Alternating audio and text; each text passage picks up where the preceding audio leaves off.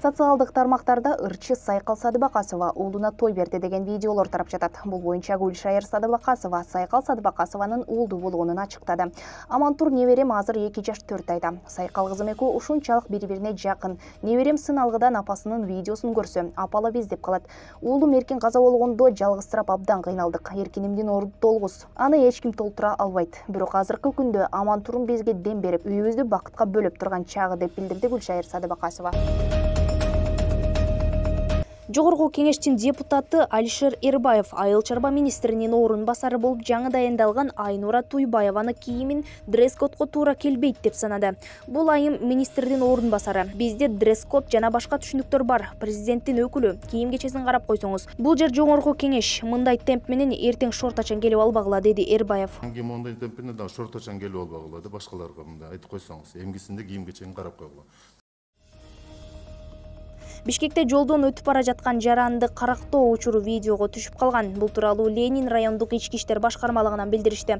Маалыматка ылайык, жабырлануучу жаран милицияга кайрылып, 15 майдан 16 майга караган түнү Рыскулов жана Фучи көчөлөрүнүн кесишинен өтүп бара жатканда белгисиз адам анын 15500 сомдук Redmi Note 9 телефонун тартып алган жаранга карата чара көрүп берүүнү өтүнүп арыз жазган. Аталган факт боюнча Кыргыз Республикасынын кылмыш жаза кодексинин 206-беренесинин тоноо негизинде кылмыш иши козголгон. Ыкчам издөө иш-чараларынын жүрүшүндө кылмышка шектүү катары 2001-жылы туулган жаран кармалып тергөө кызматына жеткирилген. Азыркы учурда иликтөө иштери уланып жатат.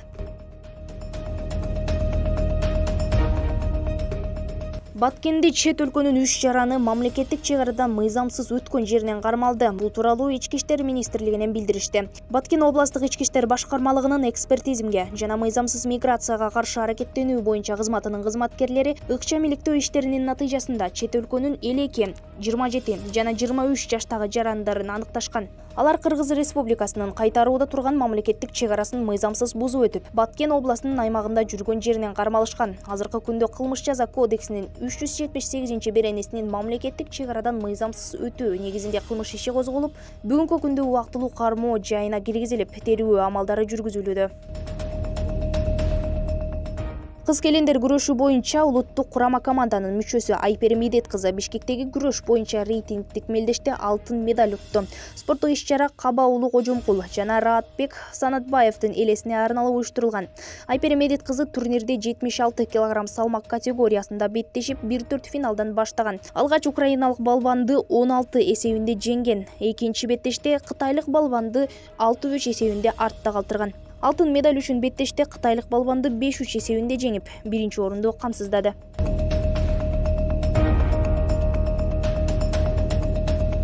Социалдык тармакта жүрөк хирургиясы жана органдарды трансплантациялоо илимий изилдөө институтунун дарыгерлеринин ортосунда мушташ болгон учурдун видеосу тарады. Видеонун авторунун айтымында башкы дарыгер ординаторду бир коюп жиберген. Бул окуя боюнча саламаттыкты сактоо министрлиги журналисттерге маалымат берип, аталган бөлүмдө комиссия түзүлүп, окуянын чоо жайын иликтеп жатышканын билдиришти.